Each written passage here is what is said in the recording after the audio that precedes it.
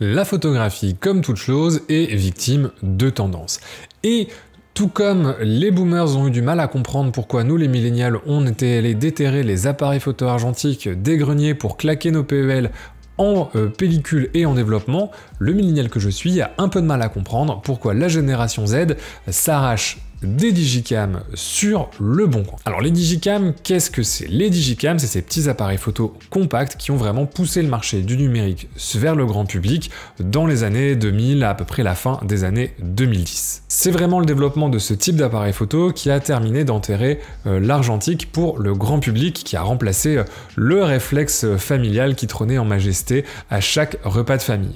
Comme c'était du numérique, ça permettait une économie de pellicule de développement, c'était le premier argument de ces appareils photo, et par rapport à des appareils photo argentiques, c'était aussi des appareils photo qui étaient beaucoup plus compacts, assez polyvalents, avec voilà, des zooms, un écran, la possibilité de voir ces photos directement, de ne pas passer par un labo, de pouvoir les voir directement sur un ordinateur, et puis on était aussi au début du développement d'Internet et des emails, et donc de pouvoir échanger ces photos de manière électronique. Alors pourquoi cette gamme d'appareils photo a totalement disparu aujourd'hui des étals? Eh bien tout simplement à cause de nos téléphones portables, puisqu'à partir du moment où ça a rencontré le téléphone et qu'on a pu faire des photos de qualité correcte avec un téléphone, la plupart des gens ont laissé leur petit digicam de côté, ont commencé à prendre des photos avec leur appareil photo et non plus à racheter de digicam.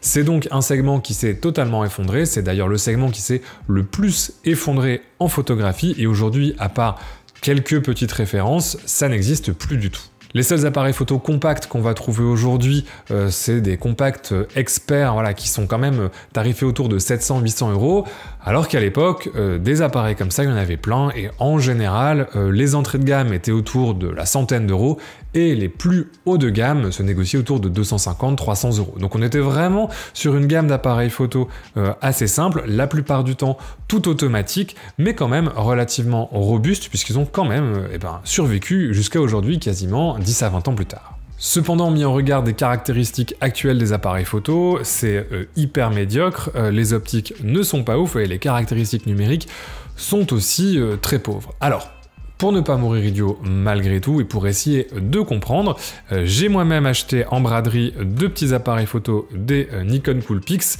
J'ai payé ça une trentaine d'euros, mais sachez qu'ils valent beaucoup plus cher si vous les achetez sur eBay, étonnamment quasiment plus que leur prix d'achat neuf à l'époque. Et j'ai fait quelques photos avec pour essayer de comprendre pourquoi les digicams sont à la mode. Bon, on part pour tester ça sur le terrain. Aujourd'hui, je pense que c'est une journée idéale parce qu'il fait gris mais lumineux. Donc il n'y a pas trop de différence de lumière. Des premiers tests que j'ai pu un peu faire à la maison, j'ai testé les deux, le 12 mégapixels et le 10 mégapixels. Le 12 a l'air d'être un petit peu meilleur quand même en termes d'optique.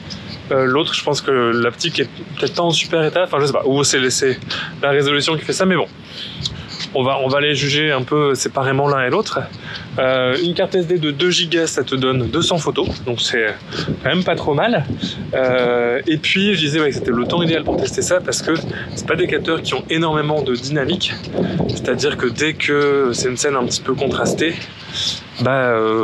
faut vraiment choisir si tu veux les hautes lumières ou les ombres. Ça nous ramène aux bonnes heures de la diapositive, et encore je pense que la diapo a plus de latitude que ça. C'est vraiment ça crame très vite et ça bouge très vite les ombres, surtout qu'on a accès qu'à du JPEG, on n'a pas de RAW, donc voilà, c'est vraiment du straight from camera, c'est direct du boîtier les photos, on n'a pas vraiment de marge d'édit, et de toute façon il n'y a pas tellement d'informations à récupérer ou à éditer, donc bon, je pense que c'est le temps idéal, il fait gris, on va voir, et puis de toute façon il faut laisser l'expérience digicam se laisser porter par l'appareil, et puis on va essayer de faire quand même des chouettes photos. C'est parti.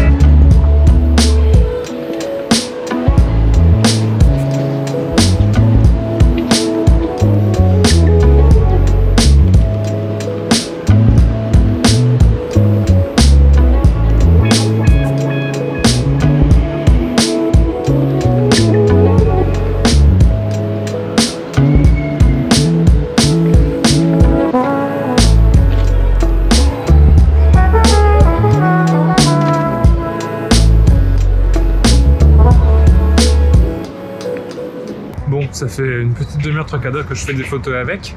Bon, pas des trucs de ouf, hein, des petits classiques habituels de test d'appareil photo. Et c'est intéressant. Il y a des avantages, des inconvénients, pour la street en tout cas. Avantage, c'est hyper discret, hyper compact, ça se range dans la poche. C'est vraiment pratique en termes de discrétion dans la rue. L'autofocus, c'est pas si merdique qu'on pourrait y croire, c'est assez réactif. Tout est dans le assez, hein, bien évidemment, on reste sur un autofocus. Comme le capteur est tout petit, ça va même pour la détection de contraste. Mais c'est vrai que, bon, c'est pas ce qu'on appellerait réactif selon les standards d'aujourd'hui. Au sens où même des fois, entre le moment où on va appuyer sur le déclencheur, où il y a un petit délai en fait d'enregistrement de l'obturateur. Je pense que ça doit être un obturateur électronique. Je pensais que ce soit un obturateur mécanique. Mais pour le coup, il y a genre... je sais pas une demi-seconde, mais un quart de seconde de petit délai. Donc quand on veut vraiment placer un élément humain à un endroit précis de son cadre, même si la vitesse d'obturation est suffisante, c'est pas facile. C'est pas facile, il faut compter ce léger petit décalage, ce manque de réactivité à la fois de l'autofocus et du déclencheur et de l'obturateur. Mais bon, on s'y fait, c'est moins pire que ce que je pensais. Et sur l'écran, bien que l'écran soit bien merdique, les photos ont pas l'air si mal. Donc on verra sur le PC, on verra bien ce que ça donne.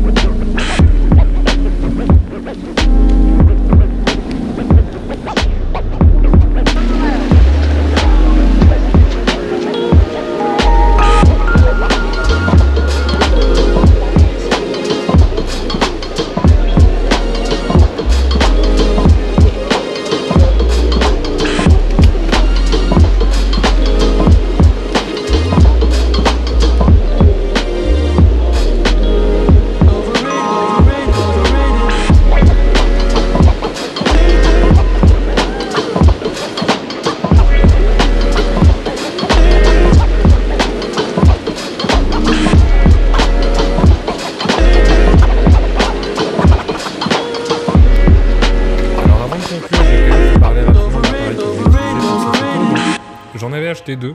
Celui-là, c'est la version d'avant, c'est la génération précédente. Celui-ci, c'est deux appareils de la gamme Coolpix, qui était une gamme assez populaire de ce petit appareil photo. C'était vraiment la gamme des appareils photo pour ados, enfin voilà, ou famille ou machin. Enfin, c'était vraiment Nikon Coolpix, c'était synonyme de gamme de qualité à l'époque. Celui-ci, je ne l'ai pas utilisé parce que voilà, que 10 mégapixels. Il avait, contrairement à l'autre, une stabilisation. Lui, il n'y a pas de stabilisation, mais la qualité d'image était vraiment bien moindre sur cette version-là. Je ne sais plus exactement le numéro du modèle. Voilà, c'est le Coolpix S220, si tu veux savoir. Et sur eBay, il valait à peu près 60-70 €. Je l'ai payé une dizaine d'euros sur la brocante. Moi, ce que j'ai utilisé, c'est celui-ci. Donc la version d'après le Coolpix S 3000, donc c'est une gamme un petit peu au-dessus, un petit peu plus récente que celle-ci, avec un capteur un petit peu plus défini de 12 mégapixels, mais qui a perdu sa stabilisation. Voilà, bon, de toute façon, après voilà, la différence de qualité d'image n'était pas démentielle, mais celle-là était quand même, celui-là avait quand même un petit peu plus de dynamique et cramait un petit peu moins les images. C'est un boîtier qui est quand même tout en métal, compact, léger, donc c'est quand même des choses qui sont assez robuste pour le prix, tout en restant facile à prendre en main. Voilà, ça tient dans ma main, c'est hyper fin. Voilà. Pour l'époque, ça a quand même plutôt bien vieilli en termes de design et c'est vraiment tout petit à glisser dans une poche, c'est vraiment super compact. En termes d'optique, hop, donc on a un zoom optique, voilà, donc qui va, c'est un équivalent finalement grand 24-70, je pense 4.9, 19.6. Je suis pas à l'aise sur les conversions avec un capteur 1 pouce, mais bon, et 3.2, 5.6, donc c'est pas non plus super lumineux. En termes de qualité optique, ça reste assez moyen, et de ce que j'ai vu dans mes photos, c'est plutôt pas mauvais en position grand angle, et dès qu'on zoome, la qualité d'image baisse quand même assez rapidement. L'écran, bon, c'est mauvais, selon les standards d'aujourd'hui, c'est vraiment, voilà, je vais t'afficher une photo, bon, les angles de vue sont dégueulasses, les contrastes sont mauvais, les couleurs, voilà, c'est vraiment une prévisualisation très approximative de ce que tu as pris en photo, mais pour l'époque, c'était assez révolutionnaire d'avoir la photo immédiatement. En termes de contrôle sur l'appareil photo, on peut contrôler le flash. Voilà, si on n'a pas de flash, si on a le flash automatique, le fameux flash anti-yeux rouge, ou le flash voilà, en auto, ou le flash pour déboucher un contre-jour. Et on a plusieurs légers contrôles sur son exposition au travers du menu. La taille d'image, si jamais tu veux descendre sous les 12 mégapixels, pourquoi pas, pour gagner de la place. Le réglage de la balance des blancs, qu'on peut régler soit en auto, soit faire un pré-réglage. Donc on a quand même ce réglage-là sur la balance des blancs. Si on a le mode rafale ou le mode vue par vue, voilà les différentes modes. La sensibilité, on peut définir une plage que l'appareil photo ne va pas dépasser. Voilà, moi j'avais décidé de ne pas aller au-dessus de 800 parce que je n'avais pas envie d'être trop joueur. Les profils de couleurs, l'ancêtre des recettes de Fujifilm. Moi j'étais resté en couleur vive. Et les zones, les modes autofocus. Donc voilà, basique, pas grand chose de plus. On a un petit mode macro aussi, mais que je n'ai pas utilisé, et un retardateur.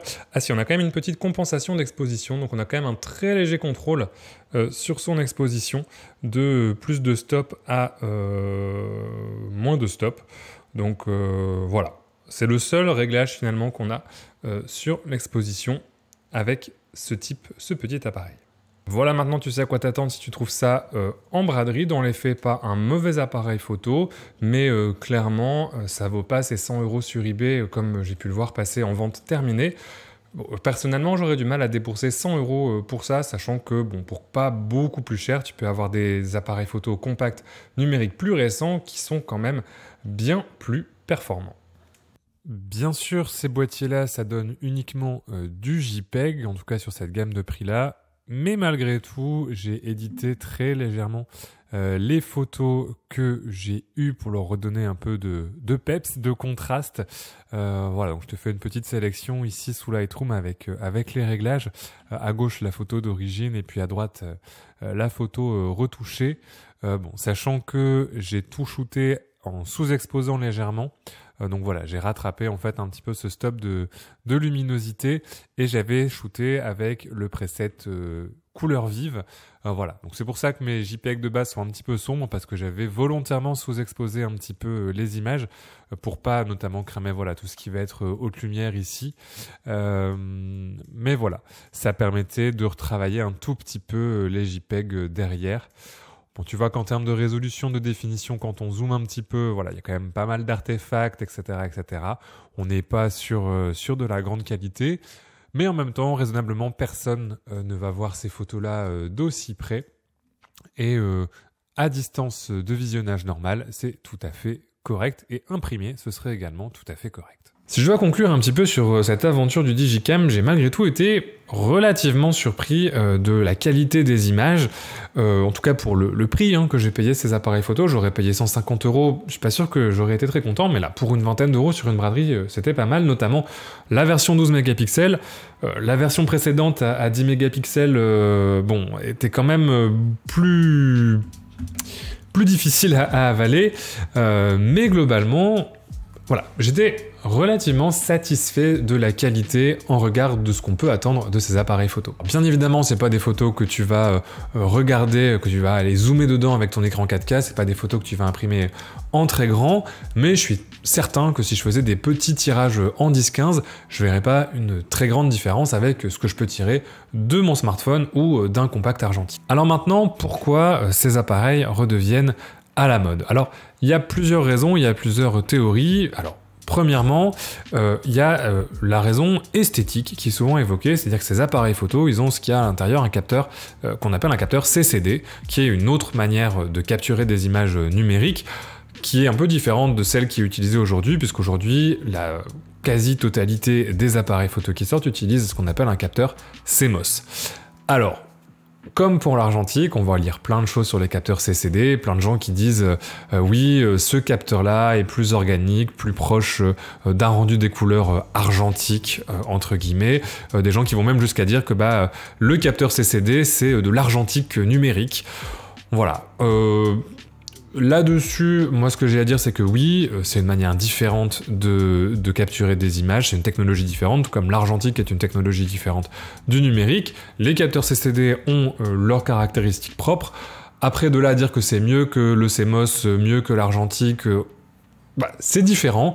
Et effectivement, voilà. Sachant que là, j'ai quand même des modèles assez entrée de gamme, faudrait peut-être voir sur des compacts plus haut de gamme, mais c'est un argument qui peut être fait, qui est souvent fait, bon, qui est pour moi un petit peu bancal quand même, parce que voilà, c'est juste une manière différente d'imprimer les images, de capturer les images, sans forcément que ce soit mieux ou pire ou plus organique que d'autres méthodes. L'autre théorie que j'ai, c'est que voilà, finalement, c'est pas la recherche de qualité d'image qui intéresse les gens qui utilisent cet appareil photo, puisque très honnêtement, vous avez la même qualité, voire une meilleure qualité dans un téléphone portable. Aujourd'hui, les qualités photo, les qualités des images qui sortent de ça ou de ça sont à peu près équivalentes. Donc il n'y a pas de raison logique, si on veut, d'investir, quand on a déjà un smartphone récent, dans ce type d'appareil photo.